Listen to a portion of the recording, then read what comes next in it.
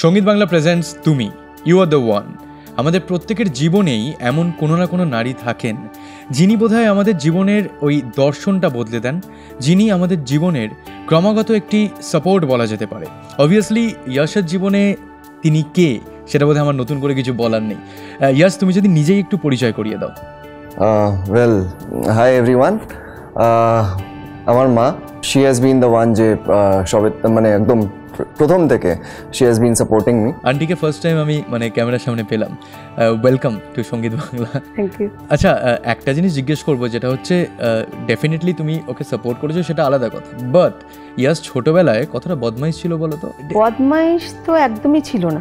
দুষ্টুমিও করতো না? না, ও কোনোদিন ট্রাভেল মেকার বলতে যেটা বোঝায় বাচ্চা, ছোট বাচ্চা যেটা করে, ও কোনোদিন সেটা ছিল না। সত্যি করতো না কিছু? ওকে দেখে মনে হয় কিন্তু খুব দুষ্টু ছিল। দেখে মনে হয়, বাট আমার সাথে এরকম ইনসিডেন্ট হয়েছে যেখানে পুরো ক্লাস পানিশমেন্ট পেয়েছে, একমাত্র আমি পাইনি। আমি একটা ইনসিডেন্ট বলবো, খুব ছোট্ট। দিল্লিতে তখন আমরা ছিলাম, হাজবেন্ড তো দিল্লি থেকে বাইরে যেতেন ট্যুরে, তো সেখানে তখন কাছেই একটা মার্কেট ছিল। ও স্কুল থেকে আসতো 3:30-র সময়।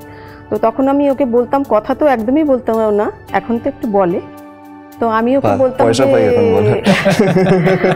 বাবু আমি কিন্তু মার্কেট যেতে হবে, আমার ভেজিটেবলস নেই কিছু আনতে, তখন তুমি কিন্তু ঘরে থেকো, হ্যাঁ আমি কিন্তু চলে আসবো। বাজার থেকে এসে দেখছি, আমি ভাবছি ঘুমোচ্ছে। আমি আস্তে আস্তে পা টিপে টিপে ঘরে গিয়ে দেখলাম যে ও খাটে বসে চুপ করে খেলছে। আচ্ছা, এই যে যখন ও ডিসিশনটা নিল যে এই ইন্ডাস্ট্রিতেও আসবে, তখন তুমি কিভাবে পাশে ছিলে? প্রথম থেকেই যখন ও 10th কমপ্লিট করলো, ফির আফটার 12, আমি ওকে বলেই রেখেছিলাম, তোমার যে লাইনে তোমার যেতে ইচ্ছে করবে তুমি সেটাই করবে, আমি তোমাকে সবসময় সাপোর্ট করবো। অ্যাকচুয়ালি কেউ ভাবেনি, বিকজ আমার পড়াশোনা একটু ঠিকঠাক ছিলাম।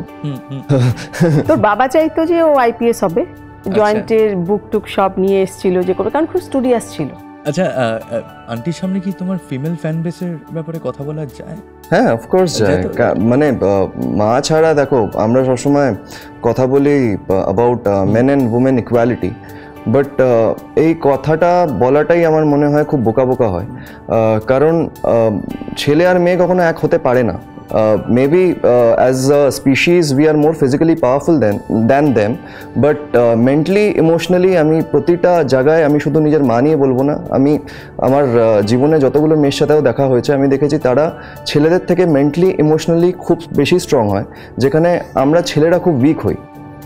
সবাই আমাকে বলে যে আমার ফিমেল ফ্যান ফলোয়িং খুব স্ট্রং আছে, ছেলে নিয়ে অত কথা বলে না।